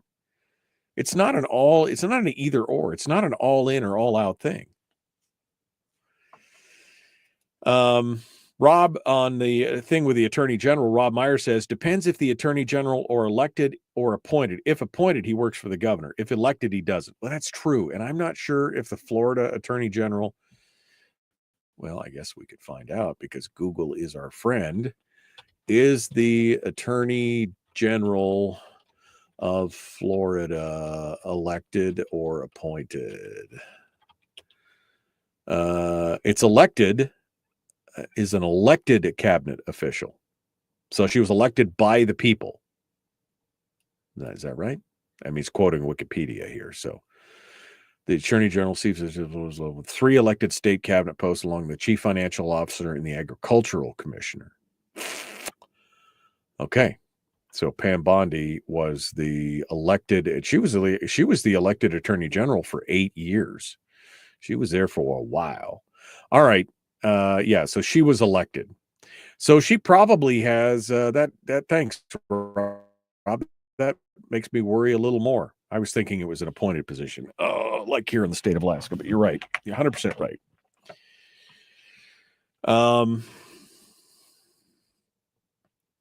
Should Alaska have center fire cartridges the minimum that could be used to take big game in Alaska with few exceptions? Should Alaska have a minimum caliber to take big game in Alaska? Are you saying minimum or maximum? I mean, I don't know. I mean, are you really going to go after a moose with a 22? I mean, I know somebody that killed a moose with a 22. It wasn't intentional. It was in defense of themselves, and it was what they had. But, I mean, that's a lucky shot, right? I mean, I don't know. Should Alaska have a minimum caliber to take big game? It's been so long since I've been hunting, and I haven't looked at the reg books in so many years. Isn't there already a minimum on the books that say you have to? I don't know. Wait a second. Yet you pound the poop out of one comment Trump made 7 years ago. Well, it's not just the one comment. The one comment is indicative of other things and his support of the bump stock ban. And, it's just, I'm a little concerned, guys. Wow. You guys, if you guys are all fat, dumb, and happy about it, then, I guess I'm going to keep talking about it because I want to keep the pressure on. Because again, the guy vacillates with whoever's in the room. And if we stop making noise about it, he'll forget about it. So right there. Okay. We got to go. The Michael Duke Show. Common sense, liberty-based, free-thinking radio. Like, share, subscribe, ring the bell. Let's do it.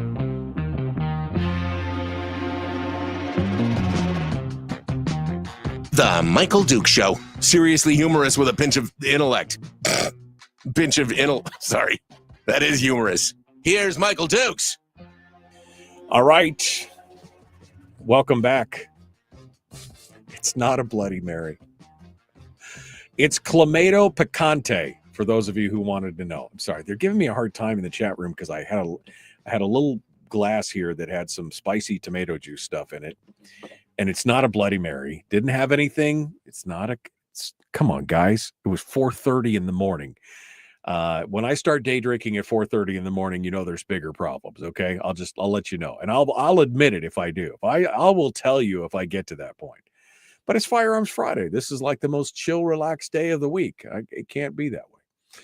319-527-3864 is the phone number. And we're lucky enough today to hear from Fred, our friend from Rhode Island, who listens all the way out on the other side of the country to us. Let's see what Fred has to say this morning. Good morning, my friend. What is on your mind? Good morning, Michael. Have to bear with me today. I came down with my annual disease for about a week. Oh man! Bear with me. I'll try and get through this. No problem. Yeah, you mentioned the native, what minimum caliber in Alaska. Remember a couple of years ago, I remember reading a story about two little native girls up there with a 22 took out a bear. Remember that one?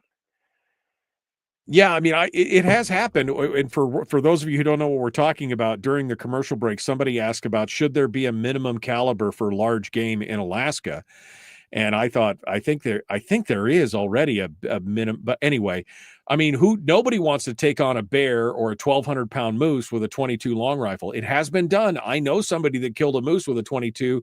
Fred just mentioned the people killing the bear with a 22, but nobody who's serious about either hunting or self-defense wants to count on a rimfire cartridge to go after big game. I mean, it should at least start with a 3 somewhere in there, right, Fred? Yeah, I agree. It's more humane too. You know, you don't want to wound. You don't want to wound the game. You just want to take them out clean. I think that's the humane city. I think there should be a minimum caliber, but that's something you have to kind of like analyze on your own. The other thing I called in about, about Trump. He has a tendency to react. I mean, when that Parkland shooting took place and he made the mention about take the guns away and we'll deal with the due process later, I think that was an off-the-cuff remark that got taken way out of context. I think, realistically, if he looked back, if he leaned back and looked at it, I'd say I probably should have kept my mouth shut about that one. But that was an off-the-cuff. I think that was an off-the-cuff remark. Right. I don't think you really have to worry about him throwing the baby out with the bathwater and then burning the house down to cover up anything like the progressives like to do. No, and again, he's not going to be. I think we're in good hands with Trump. Definitely better than what we had with laughing idiot woman there.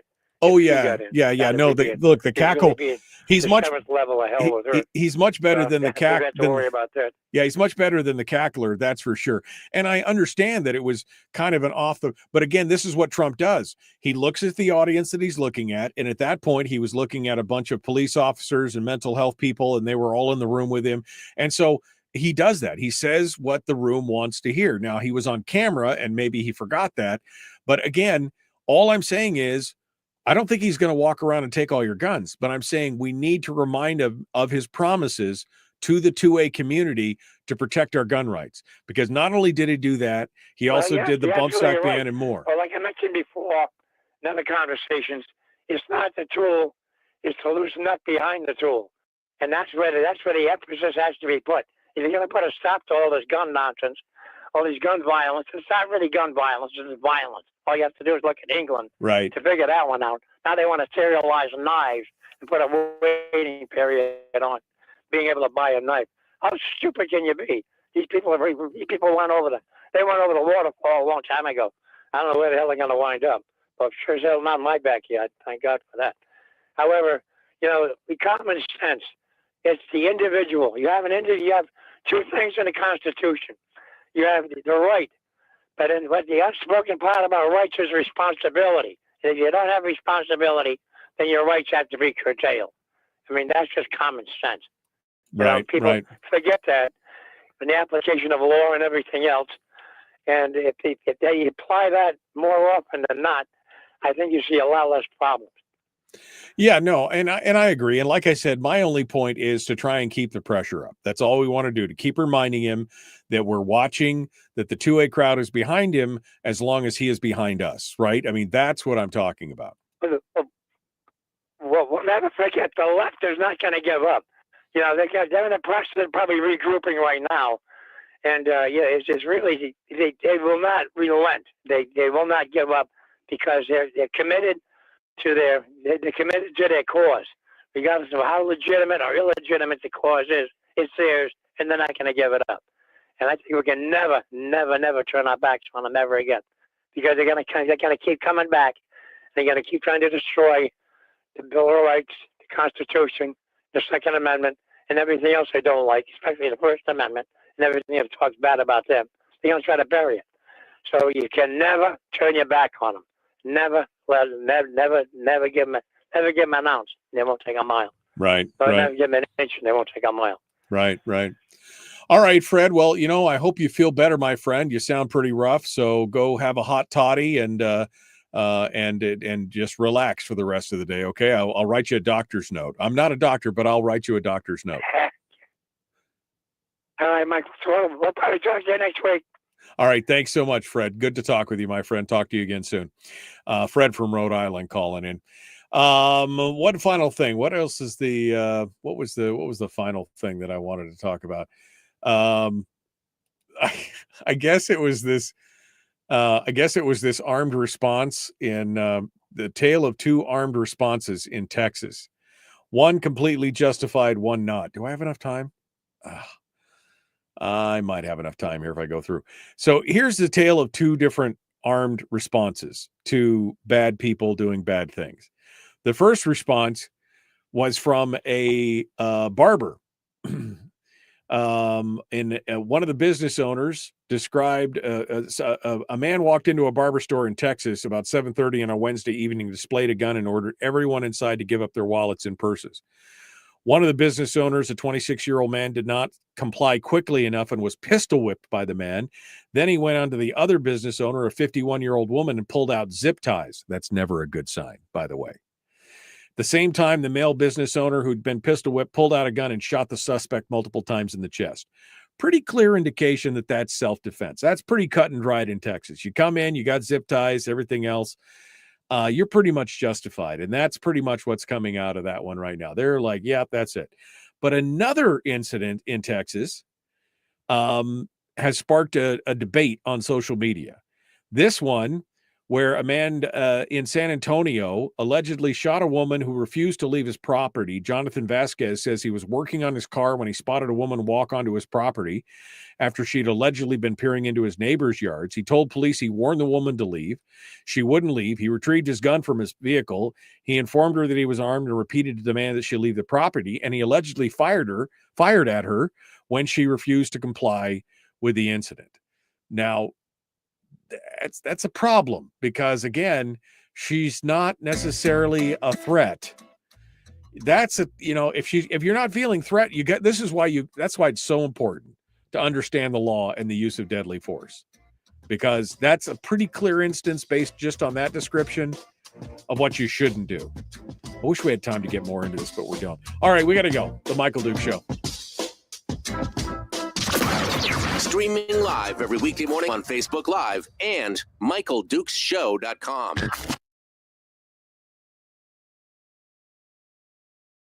Okay. All right. It's just, look, trespassing is not justification for using force in and of itself. That's pretty clear, even in states with castle doctrine. Simple trespassing on the property. If you're in your home, it's one thing, but if she's just in your backyard or somebody's looking over your fence or on your, you have to be in fear of your life, and it can't just be, I've ordered you off the property and now I'm going to shoot you. So this is going to be interesting because I don't know what's going to happen. This guy Vasquez could be looking at some prison time if he's convicted of aggravated assault. Now, it doesn't say, I guess he did shoot her. It said after he allegedly shot a woman who refused to leave his property. And I didn't follow the underlying. I should have followed the underlying story. But anyway, again, this is why it's so important. If you're going to use a firearm in your home or carry a firearm on a daily basis, it's so important to understand what the underlying laws are on the use of deadly force. I could have given up when I took the concealed carry course in the state of Alaska, I could have given up probably 75% of the course because it was stuff that I already knew.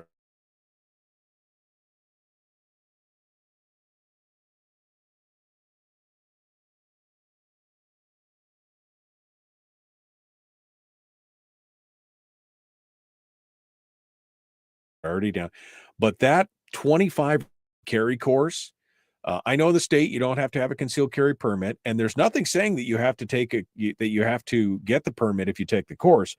But I would recommend that if you are going to go forth armed, that you take the course, because it definitely covers a lot of that stuff that you just really probably haven't considered before.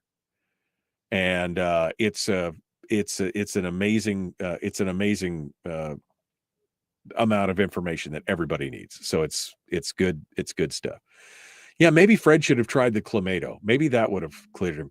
I will say I was a little croaky this morning, and it did clear me right up. That vodka does. I mean, that tomato juice does amazing stuff. I'm going to lean into it now at this point, you know. Armed in AK said, unless she was like 500 pounds, that seems a bit extreme. Yeah, I mean, I understand the frustration of not, you know, you somebody not leaving your property, but that does seem a little extreme as far as that go. Anthony says, if a lady in your yard scares you to the point that you're willing to start throwing lead down range in the cul-de-sac, you probably shouldn't own a firearm. Yeah, exactly. I mean, that's when I get worried about it. Jeannie said she could have been looking for her puppy. Was true. But if somebody asks you to leave the property, whether you're looking for your dog or not, it doesn't mean that you should not obey the property owner, right? Anthony said, I'm taking the CCW course here so soon, purely on the exemption when I don't have to wait on the background check. Yeah, I mean, that is one of the bonuses, is that once you get the CCW, you're NICS exempt. And that makes it very, very nice, you know.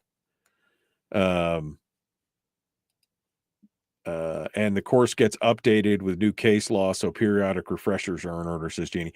Yeah, I mean, it's been a while since I've taken a concealed carry course, and I'm sure that the laws have been updated to some point. But yeah, I like it.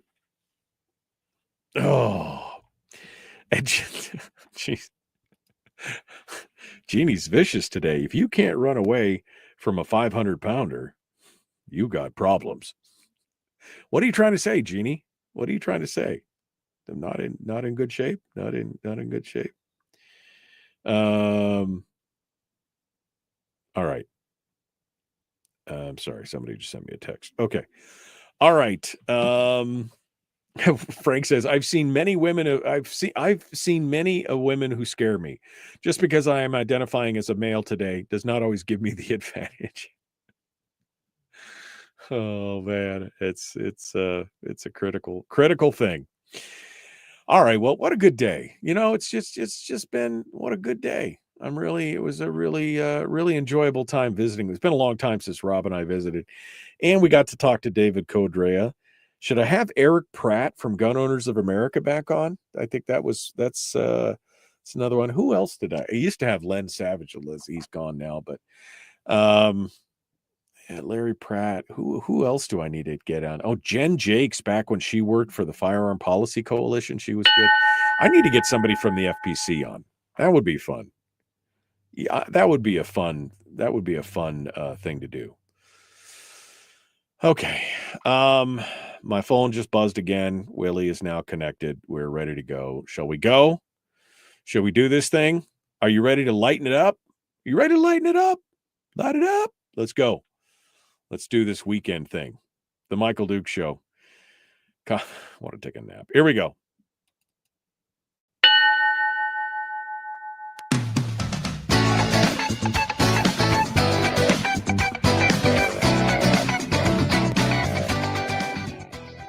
All right.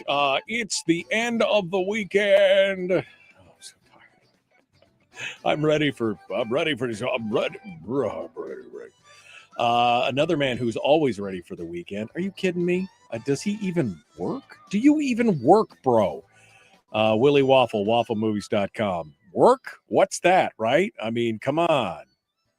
I want to live my whole life like it's the weekend every day. Yeah, I'm with you. I'm with you. All right. I want to do is bang on the drum all day, my friends. Oh, yeah, just you and bang the drum, whatever. I can't even remember. Walk the elephant. Whoever it was bang the drum. All right. Well, let's get into it. I'm going to start off with my least favorite story first, although there is some definite delicious irony in this.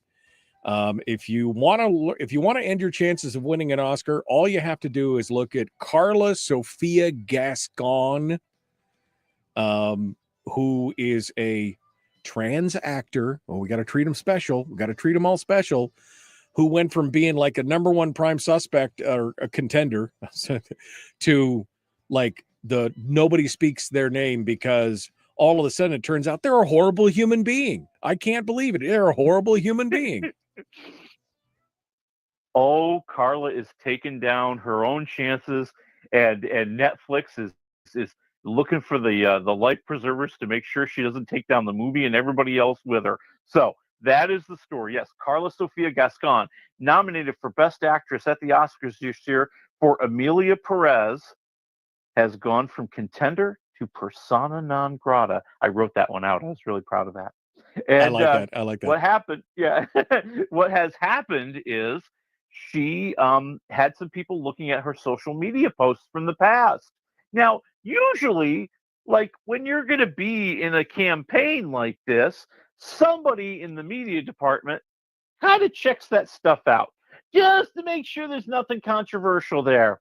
Well, I don't think Netflix did that, because there were attacks on religion, there were attacks on George Floyd, there were attacks on China, there were attacks on Islam.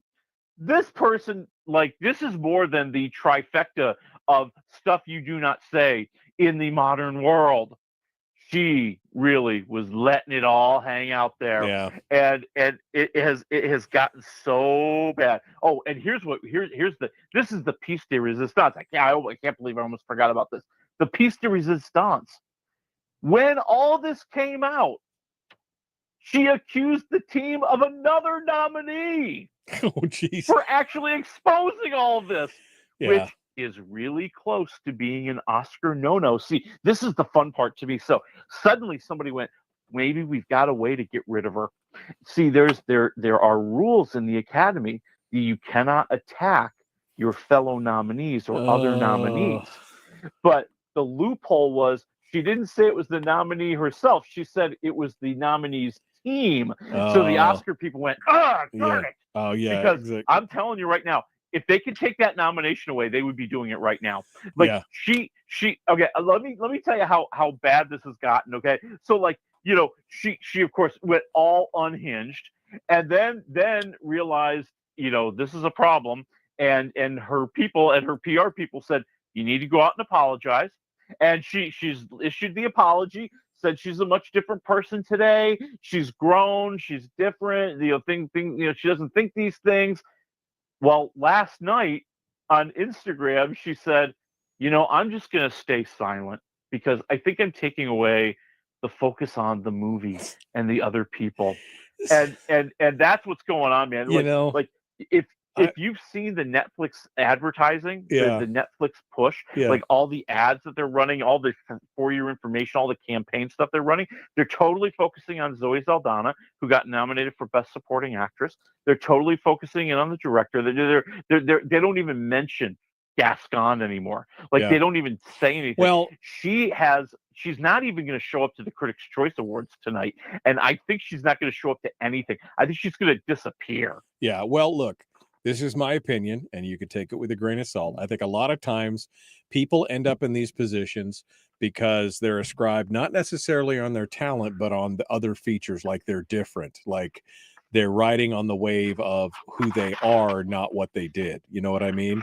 I know what you mean. Yeah, and I just find it offensive. I just really do. Let's make it a meritocracy again, and I really don't care one way or the other. Anyway, we'll see what happens with that. All right, let's move on to Sandra Bullock.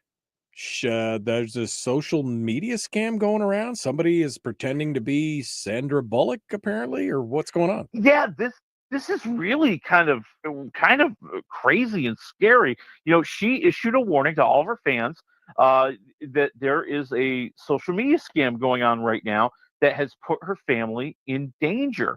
She said that law enforcement is involved. She can't provide details right now, but she wanted to let her fans know that, hey, listen, I don't engage in social media. I am not going to reach out to you on, you know, Facebook or Twitter or anything else, you know, and she wants people to be wary that, you know, if you get one of these fake contacts, it's not me. Now, this is kind of on the heels of a bunch of other stuff that's been going on. Her sister has also had issues like this. she's spoken out that there have been several different people that have been trying to impersonate her. There was a very famous case just a few weeks ago. A French woman came forward. She admitted she got swindled out of $850,000 by some scammer who pretended he was Brad Pitt. And it was very sophisticated, though. I'm with you. And my first reaction, there is no way Brad Pitt or Sandra Bullock or anybody else is contacting me. Right. But they used fake images, they used fake documents, they used artificial intelligence. She shared some of the videos and some of the photos that she got with a French television station that was covering the case. And I got to tell you, they were looking pretty real. And so, this is kind of this is the thing that a lot of people are wary about. Yeah. Now, how is it dangerous for her family? I will give you an example of how it could be dangerous for her family. There is a case. This happened a few years ago. As a lot of you know, I'm a big fan of professional wrestling. Well, there is a wrestler, Seth Rollins, who's very, very famous. And he was attacked at a show by an enraged fan who had been led to believe he had been in contact with Seth Rollins and had been cheated out of money by Seth Rollins. Oh, wow. And so Rollins was making his way to the ring, and all of a sudden this guy dove out of the audience and tackled him, and there was a whole fight. And so I think that's what Sandra Bullock is worried about. I think what she's worried about is, somebody who has been cheated has made it clear they want revenge. Right. And I think that, they don't understand it really wasn't Sandra Bullock. Yeah, exactly. I'm not thinking that anybody famous is going to reach out to my Facebook account, but who knows? That it's crazy stuff.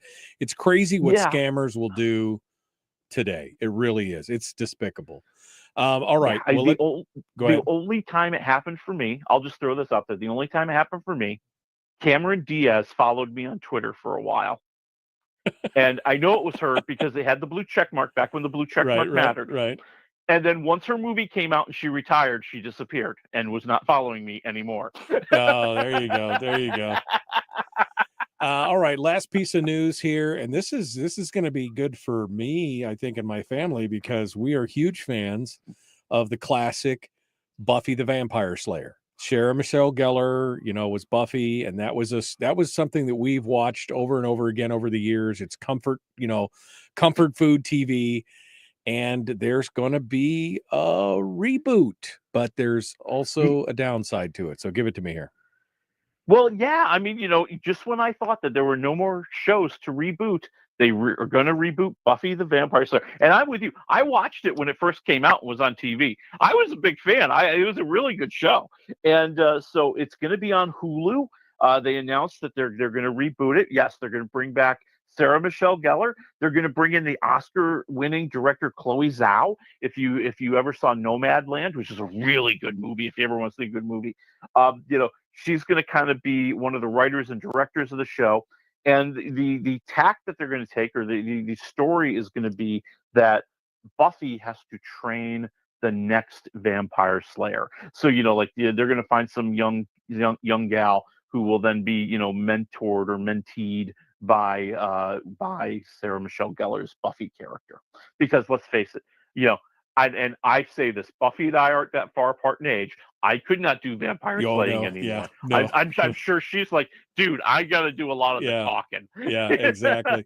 Well, it'll be interesting to see. Now, I will say this. One of the reasons that show was so good was because it had amazing writing and snappy dialogue. And the guy who was behind it was Joss Whedon, who it turns out later on, we discover years later, was a pretty horrible person. He had there's just a lot of allegations that came out in the early 20s about how he was really not a nice guy. And there was some stuff, but he's not going to be involved at all. So I'm not sure, because his writing is so good, even though he's a bad person. I know that. I can try and separate those two things. But the dialogue and everything, we're going to have to see how it goes. It might be a nostalgia kick for people who loved it. We'll have to see where it ends up. Yeah, I mean, I think that, honestly, I don't know if you can recreate the same tone that the original show had, and that's what a lot of people are going to want. Right. I almost think that they should go straight up drama. Yeah. Just straight up drama, without the sarcasm, without the humor, and maybe they have a better chance. Because I'm with you, that's going to be hard to replicate. Yeah. And there aren't that many people who do it very well. Yeah, that's true. All right. Well, we ran long and we've only got about 3.5, 4 minutes here. So okay. Let's start off with Kind of Pregnant, the Netflix movie from Amy Schumer, where she's pretending to be pregnant when she meets the man of her dreams. Okay, so let's make this quick because, first of all, my suspension of disbelief, Amy Schumer pregnant, who would want, never mind. Okay, go ahead. This is a movie that could use a little bit of subtlety. Okay. I mean, everything is just going overboard, right? It's lots of outrageous language. It's lots of outrageous scenario. It's very heavy on physical comedy, and it's very hit or miss. And I think that's the big problem. 99% of these characters are just way too over the top. I mean, they even have like this. I call her like she's like the Temu version of Rebel Wilson, where she's like this Australian actress who's like, supposed to be totally crazy and outrageous and says everything that you never would say out loud. And I'm just like, you guys are trying really hard. I'll give you credit for that. But I'm at 1.5 waffles because the comedy's too hit or miss. Yeah. And eventually the truth comes out. And that's where these movies always fall apart. Always, one falls apart there. Exactly. Too. Yeah.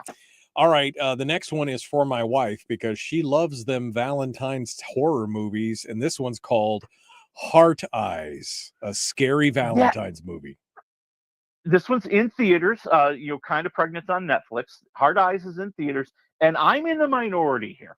Okay, it's about a serial killer who wears a mask with glowing red heart eyes, who returns every Valentine's Day to terrorize couples in love. Okay. And it is a mix of being a romantic comedy and a slasher flick, because the two people that the slasher ends up chasing after really are not a couple. They were forced to be together. But as they go through all of these tragedies and all this pressure, they maybe start to fall for each other. And, I was like, I feel like it's not a horrible idea. I am not a big fan of I'm not a fan of the goriness, and I think it relies on a lot of that bloodthirsty gore to entertain people, and that's not my bag. Okay, the rom-com, kind of funny, kind of has its moments. Right. I think it's a novel attempt, and I'm at like 1.5 waffles because the goriness just turns me off that much. Right. And maybe that's a personal thing. But you're saying you're on the narrow end of the spectrum because it seems like other people are liking it. Is what you're saying. Yeah. Okay. Everybody else I hear just thinks it's great and hilarious and funny, and hey, to each his own. Yeah, no, to each his own. Finally, down to about 1:30 here. K. Huy Quan, who is Short Round from Indiana Jones, if you remember him, and from Everything Everywhere All at Once. Love Hurts. Give it to me. Oh God, this movie hurts too. This is not a good idea. Oh. This is another one. We're gonna mix the genres, right? We're gonna make a John Wick movie with some comedy, is what they're trying to do here. So Quan plays like this real estate agent who has a secret. He used to be a hitman for his brother, who was a big crime lord, and he had to carry out a hit on Ariana DeBose, but he kind of was sweet on her, and he let her go. And he realized he had to run away. And he's been living a secret life as a real estate agent in Milwaukee when he's found out. And now all the other hitmen are coming after him. And, listen, I think it's not funny enough. I think the writing is just too weak. It relies a lot on just silly names instead of silly dialogue, instead of silly scenarios. And then again, this also goes ultra violent. And again, and why? I'm not into that. I think there's no real chemistry between DeBose and Quan. I think Quan's very charming. I like him, but there's only so much you can do with this script and with this whole idea. I'm at 1 waffle, and mostly I think I'm at 1 waffle because at least it's short. Okay. Wow. All right. Well, that's it for me, Willie Waffle, wafflemovies.com. Folks, if you're in the Homer area, don't forget tomorrow's a parade. We'll be emceeing it at noon. See you Monday. Okay, so, I mean, first of all, he's a hitman who then goes on to become a real estate agent. I mean, of all the things that I'm just thinking, a real estate agent. Okay, all right. Well, and a very fastidious one, and one that is also very successful. And and he makes that funny. I'll give you that. He makes that part kind of funny. Well, I like this. I like this idea. And I like John Wick, and I know you're not a huge fan, so maybe I'll like it more. But it's just, I don't know. It's, I like the idea, but if they can't deliver it, that's a problem. Yeah, I mean, listen, Hollywood is littered with lots of great ideas that weren't executed very well. We talked about maybe 3 of them this week. Wow. So, well, hey, listen, this is also Super Bowl weekend. The studios are not running out their best product this weekend, okay? They know there's not going to be a lot of business this weekend. So you get things like this that are, maybe curious, maybe they'll get a little bit of a cult following. I think Angel Eyes, right? Yeah, or Hard Eyes. Sorry, Hard Eyes. I think Hard Eyes could be a sequel. They kind of play around with that a little bit in the movie.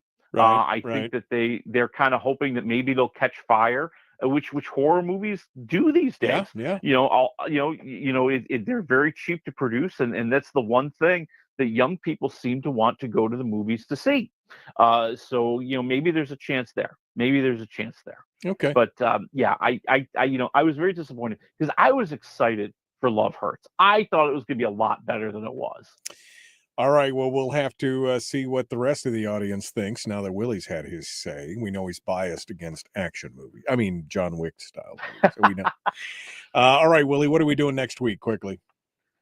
It is time for Captain America.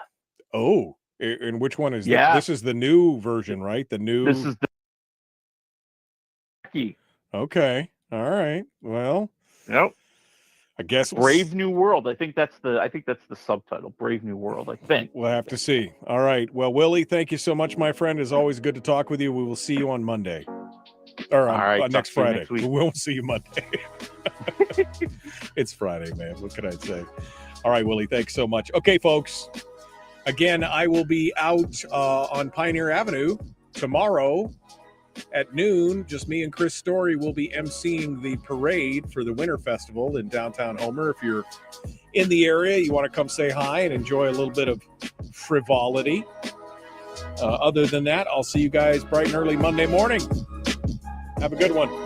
Be kind, love one another, live well.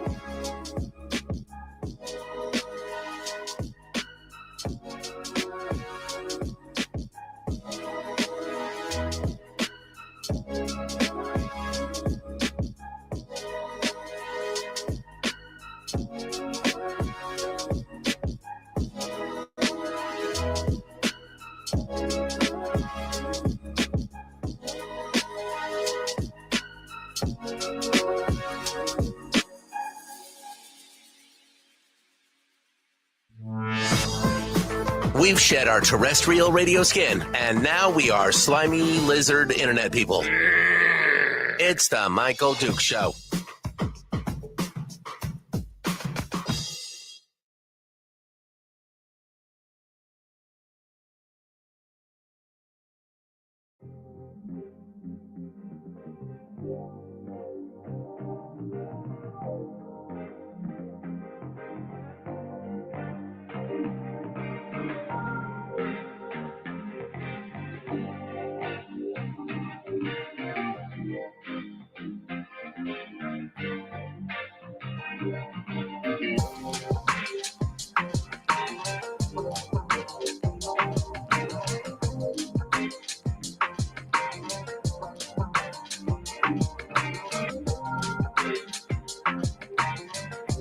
I'm